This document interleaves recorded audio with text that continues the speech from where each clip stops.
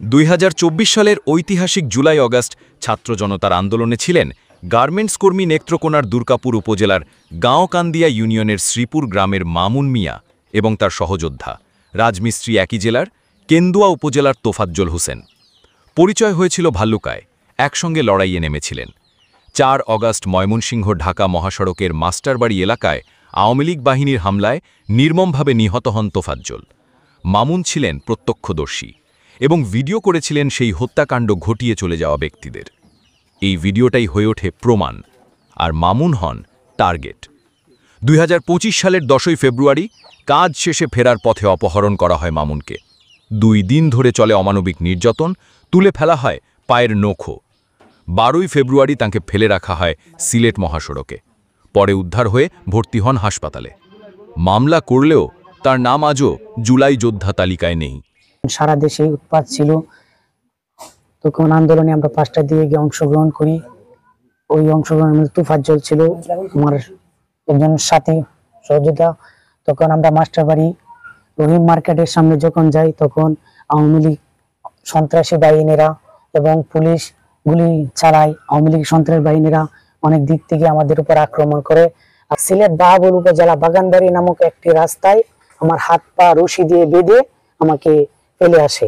তখন ওইখান থেকে একজন বাস সুপারভাইজার আমাকে উদ্ধার করে বাহাবুল উপজেলা স্বাস্থ্য কমপ্লেক্সে নিয়ে যায়। তো শ্রমগ্রাম দেওয়ার পরেও জুলাই গণঅভ্যুত্থান যে লিস্টটি করা হয়েছে, ওইখানে এখনো পর্যন্ত আমার কোনো নাম আসে নাই। এই জুলাই গণঅভ্যুত্থানের কারণে আমার উপর আওয়ামী লীগ ফ্যাসিস্ট সরকারের যে গুন্ডারা আছে, ওরা শারীরিক মানসিক টর্চার করেছে আমার উপর। এরপরেও আমার এখনো কেন নাম আসে নাই। তার মা রহিমা খাতুন এখনও আতঙ্কে। পুত্রের বেঁচে ফেরাটা আশার হলেও এখন গার্মেন্টসে চাকরি করা মামুন আজ বেকার, ভয়ে কোথাও যেতে পারেন না। এ পর্যন্ত আমার ছেলের নাম কিন্তু কোনো তালিকা উঠে নাই, সরকার আন্দোলনে কোনো তালিকা উঠে নাই। আমরা কোনো সুযোগ সুবিধা পাই নাই, বেকার অবস্থায় আছি এখন। এলাকাবাসী ও স্বজনদের দাবি, মামুনকে জুলাই যোদ্ধা হিসেবে তালিকাভুক্ত করতে হবে।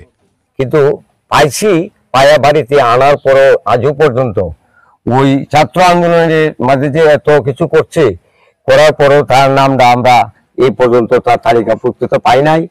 সে গুম হয়ে যায়। গুম হয়ে যাওয়ার পরে 3 দিন পরে তার আমরা পাইছি সিলেট ইয়াতে আর কি, সিলেট বাহুবলী উপজেলাতে। হওয়ার পরে তারা এখান থেকে আনা হয়েছে। আনার পরে মনে করেন অনেকদিন চিকিৎসা তারা দেওয়া হয়েছে আর কি বাড়িতে না। এখন সচেতন মহল বলছে, স্বীকৃতির পাশাপাশি মামুনের কর্মসংস্থানের ব্যবস্থাও জরুরি। হচ্ছে চাকরি করছে, কিন্তু ওই যে হত্যাকারীরা জানে যে তোফাজ্জল হত্যার সাক্ষী, তারা তাকে কিডন্যাপ করে নিয়ে যায়। কিডন্যাপ করে নিয়ে গিয়ে শারীরিক মানসিকভাবে নির্যাতন করে এবং 3 দিন পর হবিগঞ্জের বাহুবলে তাকে আহত, হাত পা বাঁধা অবস্থায় পাওয়া যায়। খুব দুঃখজনক ব্যাপার। এই কারণে এখন সে কর্মক্ষেত্রে যেতে পারছে না ভয়ে। তার চাকরিটাও তাকে হারাতে হয়েছে। এখন সে সম্পূর্ণ বেকার, ঘরে বসে আছে, বাপ মা উপবাস, অসুস্থ, সে কর্মহীন।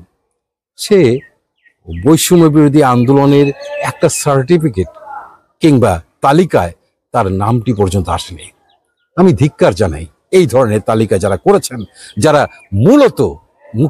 মূলত জুলাই বিরোধী আন্দোলনে সরাসরি অংশগ্রহণ করেছেন, তাদেরকে উপেক্ষা করে যাদের নাম এখানে এসছে, অনেক বিতর্কিত নাম এসছে। আমি দ্রুত তাকে তালিকাভুক্ত করবার অনুরোধ জানাচ্ছি, সেই সাথে আহ্বান জানাচ্ছি তাকে অতি দ্রুত একটা কর্মস্থানের ব্যবস্থা করে দেয়া। মামুনকে তালিকাভুক্ত করতে উদ্যোগ নেওয়ার আশ্বাস দিয়েছেন উপজেলা প্রশাসন। আমাদের যখন তালিকা হয়, যে সময় গেজেটের কার্যক্রম চলে, সেই সময়টাতে আসেনি, যার ফলে সঙ্গত কারণেই নামটা আসেনি সঙ্গত কারণে।